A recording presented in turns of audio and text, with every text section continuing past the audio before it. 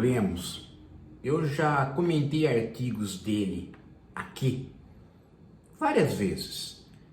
Ele é talvez um dos poucos, se não o único, colunista que realmente entende dos processos de tecnologia no âmbito da informática, da infosfera, da inteligência artificial, da internet. Ele é um advogado que estuda essas questões, se dedica a isso. Ele tem um centro de estudos sobre isso. Ronaldo Lemos. O artigo dele de hoje, da Folha de São Paulo, me recordou algo que eu havia esquecido mesmo. Talvez ele também, Ronaldo Lemos, tenha esquecido, mesmo tendo ele escrito um livro sobre o assunto. E os brasileiros todos, nós nos esquecemos. E ele lembra aqui. Olha o dado que ele dá e de fato é verdade. Vocês vão se lembrar disso. Olha aqui, ó. Olha o dado que ele traz aqui, né? De 2003 a 2010, o Brasil foi uma potência mundial em modelos de fonte aberta, de inteligência artificial, de software em geral, de fonte aberta. Todos os anos a cidade de Porto Alegre sediava o Fórum Internacional do Software Livre. O resultado era impressionante. As principais empresas que trabalhavam nesse modelo se dirigiam a Porto Alegre. Muitos dos mais importantes programadores do planeta vinham anualmente ao Brasil. O Brasil adotou o modelo também como política pública, criou programas de compartilhamento de software dentro da administração pública e depois nós nos esquecemos disso, abrimos mão, fomos buscar o modelo europeu, ficamos dando regras de proibição disso ou proibição daquilo. E agora, a DeepSeek, a China, nos reensina o caminho que nós já tínhamos.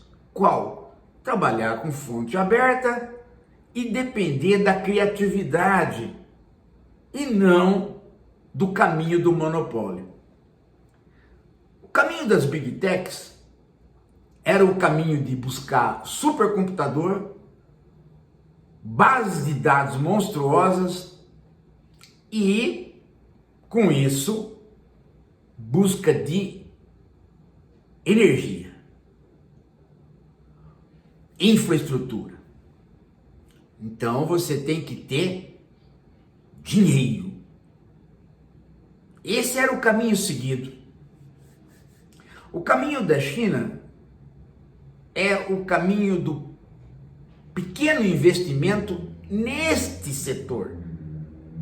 Mas aí eu vou falar uma coisa que o Ronaldo Lemos não se lembra. Não é pequeno investimento, é o pequeno investimento na empresa para fazer a inteligência artificial. Mas há um grande investimento do setor público nas universidades e na educação para você ter a mão de obra e ter as pessoas mais criativas que vão trabalhar com a fonte aberta. Claro, você pode dizer a seguinte coisa: se eu trabalho com fonte aberta, as inteligências do mundo todo tendem a vir me copiar e trabalhar comigo. Mas isso não é tão verdade assim. Não é tão verdade assim. O problema todo é a inteligência do mundo todo vir, mas você produzir a inteligência aqui. Esse é o problema. Em outras palavras, você pode ter, a partir do modelo do DeepSeek, fonte aberta para trabalhar com inteligência artificial e o investimento ser muito, muito menor do que o investimento que as Big Techs fazem, inclusive nos né? Nos chips, os famosos chips que custam caro e tem matéria-prima que nem sempre se existe por aí, embora aqui tenha. Né? Mas o problema todo é o outro lado da questão. É o quanto o setor público do país que está querendo trabalhar com fonte aberta no regime do DeepSeek investe em educação. E aí vem o problema, né? Porque rapidamente as pessoas, tem algumas que vão fechar os olhos para isso e vão escutar isso que eu estou falando e virar as costas. Tem os outros que vão escutar o que eu estou falando, que é um pouco mais do que o Lemos falou, e é importante, mas vão entender segundo ouvidos viciados. Quais? Vamos investir em educação? Então vamos investir na educação tecnológica, apropriada para este fim. E este é um viés que não pode acontecer. Educação, ou você investe no todo, ou você não investe. Pessoas que sabem programar, pessoas criativas em programação, pessoas que sabem construir softwares fantásticos, pessoas que sabem aproveitar o código aberto para gerar uma empresa como a DeepSeek, são pessoas que têm que estar num caldo de cultura que vai além da chamada educação tecnológica. É preciso uma educação clássica junto. Não é por conta de, sem uma visão humanista, o tecnólogo, não é nada disso, gente. É uma questão de entendimento, de ampliar a capacidade de entendimento das pessoas. Eu já convivi com vários engenheiros que aparentemente são gênios, até um limite. Na hora de dar o pulo do gato, o que tem educação clássica, ele cria, ele dá o pulo do gato. Aquele que tem educação tecnológica que parecia um gênio, ele emperra num determinado momento. Sabe aquela piada do japonês do vestibular? Ele passou em primeiro lugar em tal lugar no vestibular. É um gênio. De fato. Você procura, ele está bem empregado. Está numa Siemens, numa Samsung, de gerente, ganhando... Mas ele não é o criador. O criador é aquele cara que não estava junto com ele nos primeiros lugares do vestibular. Não era o gênio. É o cara que tem cultura geral. É o cara que tem história, tem filosofia, tem os clássicos. Ele ganha uma capacidade de entendimento das coisas que não faz dele um grande executor de exercícios, mas faz dele aquele que na hora certa sabe dar o pulo do gato, sabe criar. Isto é algo que está na base da nossa cultura ocidental. Porque a base da nossa cultura ocidental, o Renascimento, ele foi exatamente a percepção disso. Quem são os heróis do Renascimento? Não são técnicos. São pessoas com grande capacidade matemática, técnica, tecnológica inclusive, mas eram pessoas de alta criatividade exatamente porque eram homens do Renascimento, homens de cultura erudita, de grande cultura.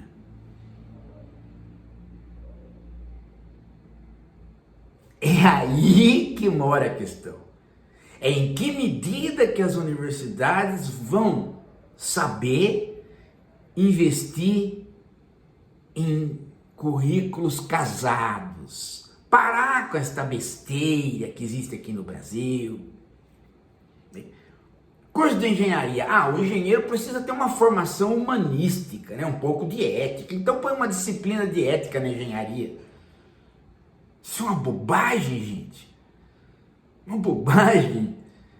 Cara, o engenheiro ele tem que ter cultura geral, ele tem que ter várias disciplinas humanísticas e tem que entender como é que elas se cruzam com a tecnologia. Qual é a leitura que se tem de Platão, de Marx, de Freud, pelos médicos e engenheiros, pelos técnicos de computação? Nenhuma. Eles se tornam pessoas com alta potencialidade, mas emperram num determinado degrau, e que é interessante, né? Porque você fala, como que um cara tão inteligente, ele pode ser tão ingênuo noutra área, a ponto de não poder dar o salto na própria área dele? É aí que está a questão. Nós podemos voltar a incentivar a fonte aberta. Podemos começar a trabalhar isso de novo nos cursos de computação e, de novo, o poder público reorganizar esse trabalho que vinha de 2003 para 2010. Acho que o Ronaldo Lemos está certíssimo. Mas nós precisamos ter um incentivo educacional e centros organizados de cultura geral. Pós-graduação e graduação, onde o menino da computação vai ler o Platão, vai ler o Aristóteles, vai ler o Freud, vai ler o Marx. E o menino das ciências humanas vai ter que lidar com o software. É mais fácil, né, que uma pessoa de ciências humanas lide com o software, porque o software está no mundo. A tecnologia está no mundo. O contrário é que é difícil. É o engenheiro acreditar que ele precisa de hermenêutica, que ele precisa de ciências que façam com que ele amplie a sua visão e a sua compreensão. Ele parar de achar que Platão é um autor do passado e morreu no passado, que Freud é um autor da psicanálise para analisar doenças, ou Marx é um autor revolucionário. Não, gente. Tudo isso é. Mas o que esses autores clássicos dão para quem tem formação técnica é o salto que aquele japonesinho do primeiro lugar não vai dar. Ele vai ser o grande executivo, vai ganhar bem, mas ele não vai dar o salto.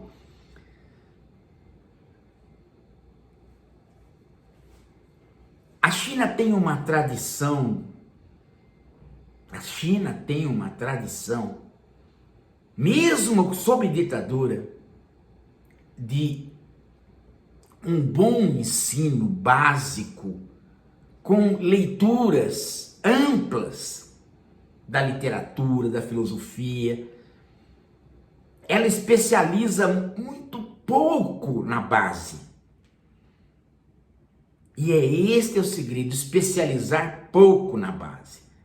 Aqui no Brasil sempre a ideia é o contrário. Não, precisa especializar, precisa ter ensino técnico, porque aí o carinha já sai com um emprego e tal. Esta é a merda. Você forma elites que, né? Você viu aquele dia a palestra da Marilena Chauí? Ela não entende o que é uma inteligência artificial, ela não entende o que é a internet. Então você precisa criar gente que chegue num hospital, saiba fazer uma operação, saiba entrar dentro entrar ali no cérebro do sujeito para operar ou diagnosticar, mas ao mesmo tempo tenha uma visão ampla do serviço que ele está fazendo, porque ele entende da civilização. Ele é um bom leitor de filosofia, ele teve bons professores de filosofia, ele teve bons professores de história. Ele sabe literatura. Aí você dá o salto. De cada 10, 20, você tem um que dá o salto. Então, o Brasil, né, pode investir nisso, mas aí nós temos que lembrar. O DeepSeek não é barato. Ele é caro. O investimento nele enquanto empresa é pequeno, mas o investimento do país em educação para tirar um cara que faz o DeepSeek é um grande investimento. Sacaram onde eu quero chegar? Porque se fosse, né? Ah, vamos investir em software. Não, calma. Vamos como? De onde nós vamos tirar as pessoas? De que cultura nós vamos tirar as pessoas? Então, não é um conselho para o Ministério da Ciência e Tecnologia. Não é um conselho para o BNDES. É um conselho para o governo Lula no MEC. MEC, Ciência e Tecnologia, Departamentos de Ciências Humanas. É algo maior, gente, que tem que ser feito nesse país. E uma recuperação de todo o ensino básico. Os clássicos têm que estar ali. Tem que estar ali. O sujeito só vai compreender matemática se ele souber filosofia, gente. E vice-versa. E isso precisa estar na base do ensino com um grande investimento. O investimento público. O investimento público é que faz com que o investimento privado depois, numa companhia de computação, possa ser pequeno. É isso que os próprios americanos esqueceram. Por conta do monopólio. Por conta da busca do monopólio.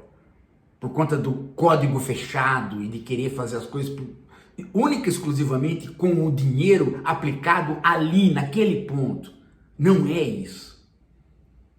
Não é isso. Você imaginou, gente? O Brasil, do tamanho que ele fazer um programa educacional e tecnológico integrado de ciências humanas e computação? Com as universidades pondo a mão na massa para fazer isso? Fosse um país pequeno, mas um país grande, sabe, você encontra figuras que saem de tudo quanto é lado com boas ideias, quando você faz isso.